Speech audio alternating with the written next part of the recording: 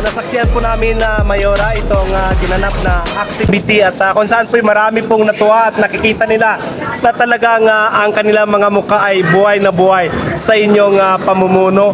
Pwede ba kami makakuha na inlight nito Mayora itong pamimigay at hanggang kaninang umaga na hindi namin nasaksihan at ngunit may natanong kami na natuwa rin sa inyong mga activity na nakakuha doon sa inyong mga beneficiary, Ma'am Mayora. Yes, magandang hapon sa ating lahat, no? Since kaninang umaga, busy na tayo, no? Oh. Naguna yung tubo ng Pangulo. Tayo po ay namigay ng mga gas, no? Oh. Groceries. Halo-halo na kung nakita mo kaninang umaga, yung ating mga beneficiary ng tubo ng Pangulo na kung saan ang bawat barangay po ay akin po silang binigyan na ang bawat barangay ay nagkaroon po tayo ng mga beneficiary dyan na 10 kada barangay, no? Yung talagang selected families na kung saan yung pinaka mahirap na, no? Yung mga miskinang geda to. So, yung Among Dapor. Yes, yun yung kaninang umaga, yung tubo ng Pangulo. And marami pa pong susunod na tubo ng Pangulo kasi isang Balikan taon ko lang yan. Mayora, itong magkano po ba ang kanilang natanggap nitong umaga? Yung Malaki, malaki. Kasi kung nakita mo, para kaming nagkaroon ng pantry, no? Para kaming nagkaroon ng pantry kasi supposed to be is bigas lang but dinagdagan ko ng groceries, mga bread, mga itlog, lahat na, mga oil.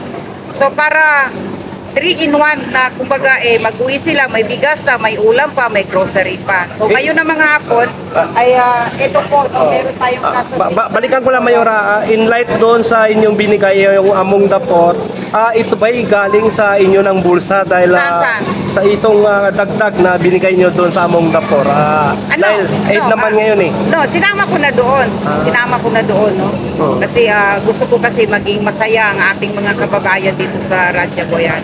So ngayong hapon, ngayong hapon lang yung nasa assistance for senior citizen, PWD, and yung ating mga buntis, no? Na mga nanay. So yan po ay pinaglalaanan natin yan ng budget.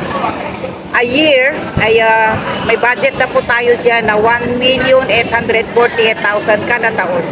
Paano na ito naisip na makabigay kayo at nakita ko kanina tuwang-tuwa at yung mga PWD at maging yung mga senior citizen na natutuwa sila sa inyo Ma'am Mayora. Paano na ito naisip? Sa ibang munisipyo wala pong mga ganito mga programa. Well, hindi po tayo nagkikipag-competition sa ibang munisipyo. Basta naisip ko lang, galing sa aking puso, na since na ako naging mayor dito ay program ko na ito. Program ko na ito. Talagang pinag-iisipan ko kung paano ba ako makadeliver sa ating mga kababayan. At gusto ko maging masaya sila, makontento sila sa atin. Yearly mo na ba, Mayora, gagawin ito? Yes, monthly ito. Monthly ko ginagawa ito. Yun nga, ang sabi ko, meron nang nakalaan na budget na para sa kanila na worth 1,848,000 a year. So magkano sa loob ng 3 taon? Malaki-laki na rin. Okay, in light nitong abal-abal na simula nung kayo ay nakupo, ay ginawa nyo ng makabuluhan ang bilang kayo ang ina ng munisipyo nito.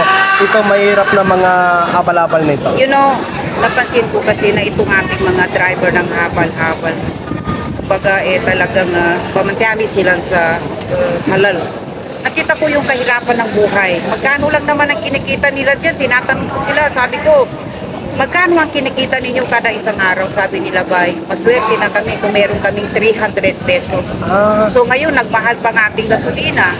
So nararapat lang na tulungan natin sila. No? Sa ganung paraan kahit papaano makatulong tayo sa kanila. So mamaya naman yan, 4 o'clock. Okay. Mayora, pwede po ba babanggit kung ano yung mga nakabenepisyo ng cash assistance ngayong hapon? Well, lahat Simula ng barangays, the 11 barangays na bigyan po natin ng benefits. Lahat po yan. Wala tayong pinipili na kesyo itong barangay, hindi natin kakampi yung kapitan. Wala po akong pinipili dito. Kasi ang tinitignan ko yung mga tao hindi yung kapitan. So, wala Mo, Madam Mayora, sa tuloy-tuloy na alam ko itong nakalipas na banal na buwan ay napagod kayo sa Sobra. pamimigay ng ating mga kababayan sa itong ADIA at galing mismo sa inyong bulsa.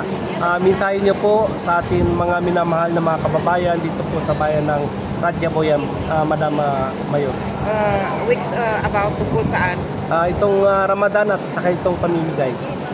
Minsan na Well, lang. as I've said, no, kaligayahan ko na talaga na makatulong sa ating mga kababayan dito sa Ratyaboyan. In fact, ito nga, no, nagmahal pa yung ating gasolina. So, dapat lang na tulungan natin sila. Nang sa ganun ay kahit papaano sa maliit na paraan ay makatulong tayo. Kita mo yung mga matatanda o yung mga buntis, yung mga PWD, tuwang-tuwa sila. Okay, thank you. Maraming salamat po sa ating Municipal Mayor Honorable Royal Ines by Marua Ampatuan Mastura. Mabuhay kayo, Madam. Sana Maraming tuloy-tuloy salamat din, sir. ang inyong pamimigay sa ating mga kaibigan na talagang Aming kapustanan. hirapalan. Thank you.